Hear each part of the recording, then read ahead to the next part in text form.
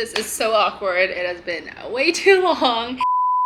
Hello and welcome back to my channel. If you're new here, I'm Julia. It has been a hot minute since I uploaded my last YouTube video. I don't even know when the last YouTube video was, but the last year has been just so busy. I have been putting and pouring all of my energy and all of my time into growing my business, and I really missed you guys. I missed vlogging, I missed filming my workouts, I missed longer form content because I have been filming lots of reels, lots of carousels, everything very much dedicated to Instagram, but that basically means that I neglected you guys, which I don't feel good about. I have so many things that I want to share with you, lots of life updates, so I thought why not just kick off this video with a full life update. First and foremost, I am not at home anymore. I recently moved out into an apartment with Jason, and I don't live with my parents anymore, which is such a big crazy thing to say because one of my biggest goals this year was to move out, and to be able to say that and say that I've done it and I'm here is just such an exciting chapter of my life. Probably the biggest life update. Also another big life update is that my dog Rono, which if you know, you know, he did pass end of last year. So that's also a big reason that really pushed me to move out, was I didn't want to move out when he was still around, just because I know for him as a senior dog, trying to acclimate to an apartment and also to a whole new city is really a lot for him. So I stayed home for as long as I can. We also have Ollie Bear, who is our other little pup. He is Jason's dog technically, but we're now dog sitting, which is also why he's here. Anyways, long story short, I missed you guys and I'm so excited to get back to regular content and filming. Like I said, I have so many things.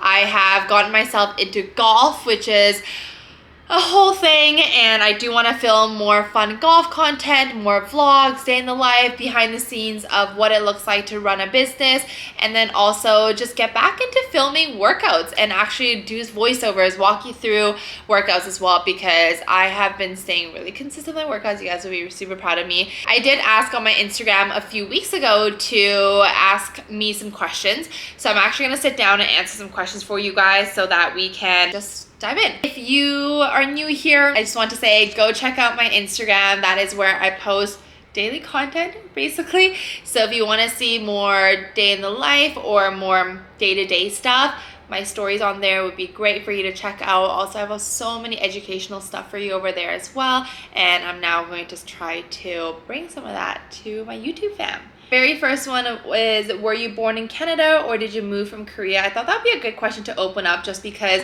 some of you guys might not know my background. I am 26 and I was actually born in Korea, and I moved to Canada when I was 4 and lived in Vancouver ever since. So you can see a part of me is absolutely dying to get out of the city, but also a big part of me knows that this is probably my forever home. I love it here. I love how there is such a good balance between nature and also busy enough to feel like inspired by it. After traveling to New York, where my sister lives, it also does get me curious about what it would be like to live in a different country or a different area for even just a few months. But honestly, with everything going on in the States right now, probably not the best time to be moving. So I'll be staying here, but I am technically born in Korea, but I came when I was 4 and I'm Canadian. How has it been living with your partner? Is marriage in the foreseeable future? Eyes. It's actually been just a few months. So Jason and I, we have been together for almost 6 years. We're coming up to our 6 years in literally a few weeks, which was exciting.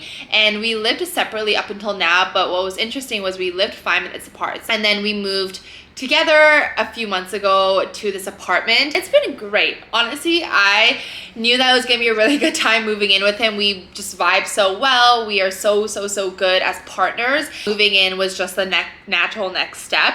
And also, yeah, I wanted to get out of my parents' house. He also needed to be closer to downtown Vancouver for work, so it just made sense and the timing worked out perfectly. In terms of marriage, which is always a good question, I mean, it definitely is in the foreseeable future. I do want kids. I mean, we're not in a rush. I think part of us both knows that it's going to happen, and it's just it's like we're not rushing into it because we know it's gonna happen, if that makes any sense. And then the next question, kind of just being on the same topic, is what made you want to move out of your parents and with your boyfriend? A couple different reasons. Like I said, a very big one is just in order for me to feel like I can take the next step in my business and my personal life, I just had to get out of my parents' house. I mean, it has nothing to do with them. It's just more so like that independence that I wanted to feel. Also the responsibility of having to be in your own place, having to clean, having to do everything for yourself was something that I honestly just took for granted living in my parents' house, and I wanted that responsibility on my shoulder. I think it was just a decision that I made to really be like, hey, if I want to grow, if I really want to just see myself and just change, really, I needed to put myself in a very different environment. I'm also someone that's like, my environment dictates so much of my mood, my energy, my motivation, and being at home and being comfortable was just not where I wanted to be, especially in this chapter of my life where I'm in my mid to late 20s and I really want to just level the fuck up, you know, in a lack of better words. That's what really drove me. The reason why I moved in with him was because he also needed to move out. Like I said, we both lived in the suburbs 5 minutes away, and it was like an hour and a half commute for him to go into work. He was kind of dying to move out, and it's like, why wouldn't we just move in together at this point when we've been together for 5+ years? We have an apartment, so that was just kind of our next step. I will say, like, adulting is spending most of your day cleaning, cooking, and just house maintenance. I did not realize, and this is what I say when I say I took it for granted, because I didn't have to do really any of that. So just now having to prioritize my time so much more because I have to do these responsibilities, otherwise things don't get moved around in here. So that also forces me to stay very focused with the time that I have. And then again, it's just the next step that we want to take in order for us to build on our vision together, and also personally and in my career as well. Going into some more like random questions, honestly there's no order to this, I'm just going through the questions. But thoughts on cosmetic procedures like Botox. I haven't got anything done on my face. I really don't think I will as of yet. There's nothing wrong with it. I actually don't care at all about it, for good and for bad. Things like Botox, honestly, if you need it, you need it. If it's gonna make you feel more confident, go for it. Personally, I haven't done anything, like I said, yet. If anything, if there's any kind of like procedure I would do, is probably either get Invisalign or braces. Probably Invisalign. I've never gotten braces in my life, but now that I'm on camera all the time and just filming, I'm like, I would love straighter teeth. The next question is, how do you balance out work, school, and exercise when lately you've been in an overall exercise go phase? How many times in a week are you allowed to rest to see optimal growth? So really, when it comes to balancing everything, my biggest thing is, it really is your priorities. It's not so much about you don't have enough time, which like you probably don't have a lot of time, and that's also why you need to really prioritize your time. Because if you keep telling yourself, I don't have time, I don't have time, I don't have time, you also put yourself in a box, because even the small time that you have, you don't actually see it as a readily available time, because you're so constantly fixated on the fact that you don't have time. And the second thing is scheduling. Guys. If you are not someone that goes to the gym 3 times a week, 4 times a week, but want to start going, you cannot expect yourself to go 4 times a week if you've never got, let alone if you're busy with school, busy with work, busy with whatever else it may be. You also can't expect yourself to just randomly go 4 times a week because you got this motivation. You actually need to do the steps to make it easier for yourself. And the best thing is sit down with your calendar every Sunday, time block an hour, and actually plug in the days that you plan to work out. By doing that, not only are you prioritizing it because it's part of your schedule, but you're actually making time for it, rather than saying, I don't have time, and then a whole week goes by, a whole month goes by, and you haven't gotten anywhere close to your goals. How I balance everything is I schedule it all in. Like if I don't have it on my calendar, most likely I'm not gonna get it done. Also, because after a long day of work, the last thing you wanna do is make decisions. And that's kind of called decision fatigue, where you said you're gonna go to the gym in the morning when you had the brain capacity and the physical capacity to make that decision. But after work, if you don't have it scheduled and you don't know what workout you're doing, you don't know which gym you're going to, you're not gonna make it happen, because the last thing you wanna do after a full day of work or a full day of classes is make a decision. And then in terms of how many times in a week are you allowed to rest, it really depends on your goals. I'm also someone who is very intuitive with my training. Like if I need to take a rest day, I will take a rest day, because you also know that rest and recovery is just as important as it is to be in the gym. If you are working out 5 days a week but you're not resting, you're actually not doing the actual growing part, because that happens when you're sleeping, that happens when you're resting, and that happens when you're fueling your body properly. I would say 4 times a week lift is probably a really good schedule for pretty much everyone, whether your goal is trying to lean out, trying to lose weight, trying to build muscle. 4 times a week is solid, which gives you about 3 rest days. So I like to do probably like 1 full rest day where I'm really not doing anything, and then 2 active rest days where I'm stretching, I'm going on a walk, I'm hiking, I'm playing volleyball, I'm playing golf. May not seem like a rest day, but to my body it is, because I'm so used to like lifting heavy. On top of progress, machines versus dumbbells, which one gives you better progress? That's such a good question, and it's also a very loaded question because it really depends. Everything I can say about progress and success is going to depend on your training level, your goals, and what you're actually trying to achieve in the gym. But my take on dumbbells is, honestly, if I could hit the same thing with dumbbells, I will usually use dumbbells, because dumbbells are free weights. It does require a lot more stabilization, because I say like a chest fly, right? If you use dumbbells, you need to focus on stabilizing your core, making sure your legs are planted so that your upper body is not shaking. Whereas if you're using a machine, it's already doing the stabilization work for you. So if you are a beginner and you're really trying to just get the most out of your workouts without doing too much, I always say go for the free weights, go for the dumbbells, go for the barbells, because it's going to force your body to activate more muscles and activate more core. As you get a little bit more advanced, you're like, I really want to isolate one muscle group. That's where machines are so helpful. I guess which one gives you better progress?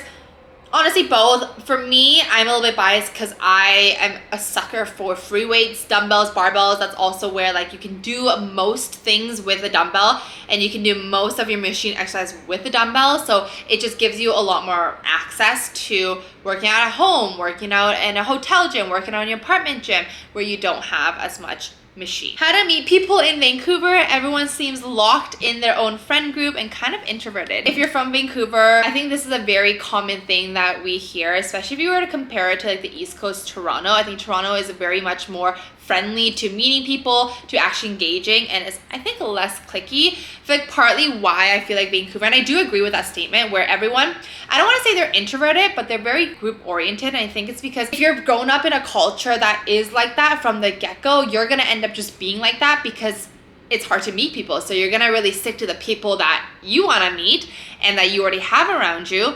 And then that causes it to become cliquey, because now it just seems like you're not as open to meeting other people when they're thinking the same thing. One of the best ways that I've been able to meet people is through different hobbies. So I've met a good handful of people through golf. I met so many people through volleyball, just because if you meet one person, they're probably going to introduce you to their friend, and then from their friend, you just end up like doing a collective sport or activity together, which is just the easiest way to meet people versus trying to just sit at a dinner table and trying to meet people. Like, that's, I don't know, kind of awkward for me. So I love meeting people through some kind of activity, whether that's joining a run club, whether that is trying to join a sports team or a league. Honestly, if you want to meet people, you have to put yourself out there, scary as it is, but knowing that they're also there because they probably want to do the same thing. Fun things, I feel like these questions happen to go along with the same topic, but fun things to do in Vancouver area. There's so many things. I feel like it just makes sense for me to almost tailor it to summer because it is summer. Hiking and being outdoors. Vancouver is known to have the prettiest hikes, to have the prettiest things to do outdoors. When it comes to indoors and like partying, you're not gonna find much. It's not very much a party city. Like, everything closed at like 2 a.m. Restaurants close at like 10 p.m. and 9 p.m. It's crazy. The days are so long, it's still bright out, but like everything is closed around you. So if you're coming to visit Vancouver, I would say we have a lot of good foods, lots of pretty hikes, lots of pretty lakes, lots of camping areas. Struggle with being ravenously hungry before my period. I definitely almost double my calorie allowance for a day or two. I'm concerned that I'm going to sabotage all my progress. Any tips? It happens every month, at least twice or 3 times within a month. The rest days, I'm quite consistent. This is honestly really common, where women struggle with really hard PMS symptoms, whether that is overeating, whether that is binge eating, really bad period cramps, whatever it may be. I guess specific for this one, where you get ravenously hungry, my very first question that I would have is, how much are you eating day to day? Because what often happens is that you're actually under eating quite a bit throughout the day, but during the non-period days or the non-PMS days, you're actually able to control that. And so even though you're under eating, because your mind and body is able to control it better, doesn't feel like you're under eating. Whereas when you hit that PMS time, where now your emotions are all over the place, your motivation is all over the place, under eating, I guess, triggers or symptoms start to really show up, making it really hard for you to not overeat. That being said, having some PMS symptoms where you have cravings is pretty normal. And I think this is where I want to dive into how's your nervous system being regulated, right? Because we know if your stress levels are really high during your period times, it's that much harder for you to control that. And we know stress eating is such a common thing. I'd also want to look at your metabolism. How healthy is your metabolism to be able to actually regulate your food, regulate your energy levels? Those are all the things that I would almost want to check off first before we dive into actually figuring out, okay, why are we ravenously eating? Is because we're restricting during the week, causing you to almost overeat and binge eat when you have those inhibitions that start to show up. And then also the other thing is just hormones, right? Like we know our hormones, when they're not balanced out during any time of the month or any time of your menstrual cycle, it is going to definitely throw you off when it comes to your actual PMS symptoms. If you ask this question, message me on Instagram so that I can support you a little bit more, because it does suck when it feels like every month it's throwing you back, and it is going to sabotage your progress. Honestly, I'm not gonna lie, if this is happening every single month, it will definitely hinder you because it comes by fast, right? Like it almost feels like we're always on our period, and it's like every time you feel like you're recovered, it's your period again. But more importantly, it's going to sabotage your mental health, which is something that we definitely don't want to be touching on, especially if there is a solution for you, because we've dealt with so many clients who have severe symptoms like this, and through just the right pillars and structures and foundations, they were able to have a much more better control and also more tools in your toolbox to be able to navigate PMS symptoms, navigate cravings, navigate all of these concerns that usually come up around your period. The other question is, how much is your program? So we have various different programs. It really depends on you, the kind of support that you want, but we do have very different programs for you based on different budgets. So if you are ever interested in joining or even learning more, shoot me a message. I'd love to hop on a free consult call to learn more about your goals, what you're struggling with, and more importantly, what kind of support you're looking for, and just make sure that we're even a good fit to start off. That's a big important thing. If you know, we're so big on teaching you how to use food as fuel to get lean and strong. So if that is something that perks up your ears, where you're like, I want to learn how I can eat and fuel my body and feel good in my skin and see progress, you're in the right place. I will leave my information on how to apply down below if that's something that you are interested in, but I would love to connect with you because it really depends on what you want and what you are looking for. Kind of going back into basic questions here. What is your educational background? Are you certified as in personal trainer or in coaching? I graduated with a bachelor in psychology and physiology. And then in terms of my certifications, I have my PT certification, which does allow you to coach.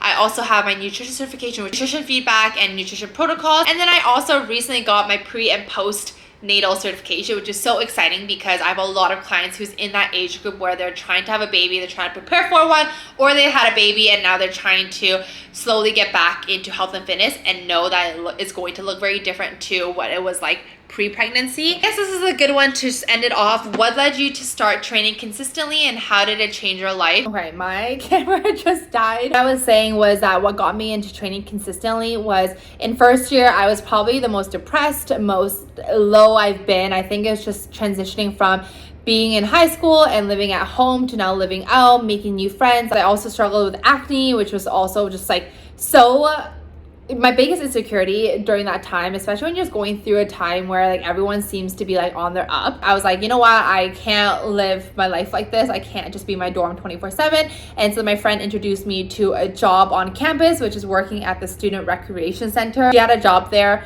And so she's like, why don't you apply? It's just going to be good for you. You're going to meet new people. And she was having a really good time. So I applied, and obviously I got the job because I was working at the recreation center. I was around the gym 24/7. Like I was there all the time. So a lot of my coworkers were personal trainers because they were also working there. That just kind of got me curious about it. And I was like, I'm already spending so much time here. So going into it, I didn't feel like I was starting from ground zero. If anything, I actually felt like the newbie gains were really pushing me. That's kind of what got me into training. I fell in love with it. Like I fell in love with being at the gym. I was training so much.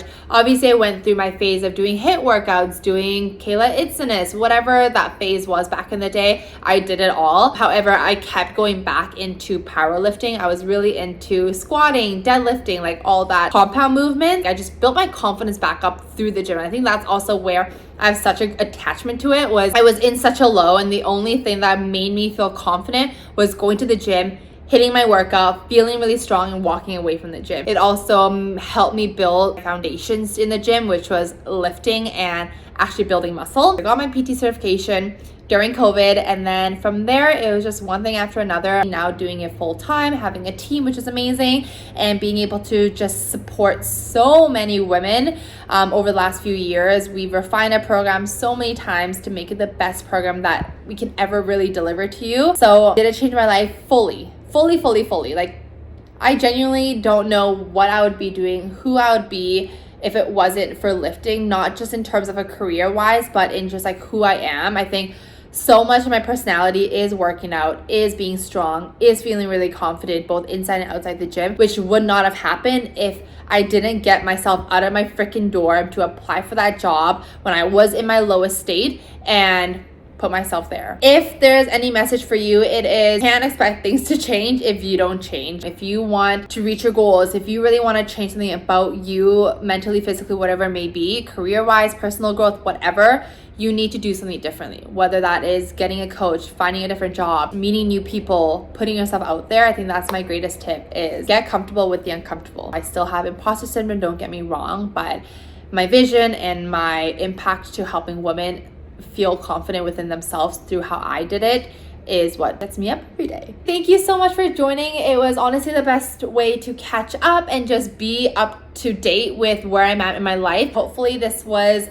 somewhat informative. You learned a little bit more about me, or at least walk away with a little bit more inspiration, motivation, whatever you needed. I love you guys, and I'll see you guys in my next video next week. Bye. Love you guys.